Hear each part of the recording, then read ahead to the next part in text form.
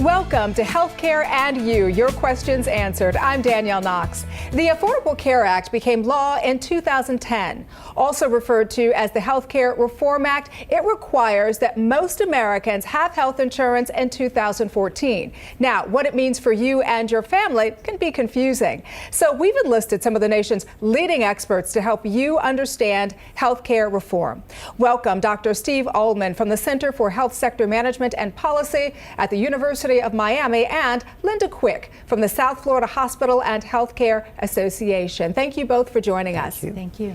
So today I want to get into this because I know a lot of people have questions. We're hoping to give them answers today. Can you explain what changes have already taken place as part of healthcare reform? There are a number of changes that have taken place. The first one is that many people who were not able to get health insurance in the past now are able to. People who have pre-existing conditions, for example, and will not be charged more because of those pre-existing conditions. What impact will healthcare reform have in 2014?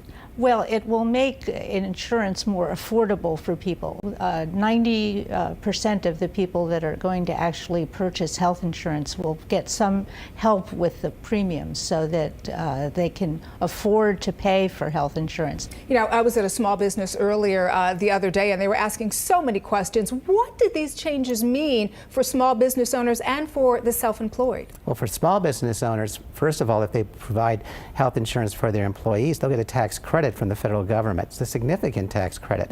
But also they have access now to an insurance plan that would be much more affordable generally than what they could afford before. And that's true also for the self-employed. How can uninsured Americans get coverage starting in 2014? They can go to healthcare.gov, and that will provide them information about the plans that are available. And they also, as they work through that system, can also get information about the subsidies they can access from the federal government. Now, currently we are in that open enrollment period right now for signing up for coverage. How long will those eligible be able to sign up for coverage? Well, the federal government has extended that opportunity till the end of the first quarter or March of 2014. But the sooner you get signed up, the sooner your insurance takes effect. So let's say they don't do it. I mean, what happens to people who don't sign up for coverage? There'll be a penalty. The penalty starts relatively modest the first year, but it goes up relatively significantly over the next several years. I want to thank you both for being here with us. Thanks, Dr. Ullman, and thank you, Linda.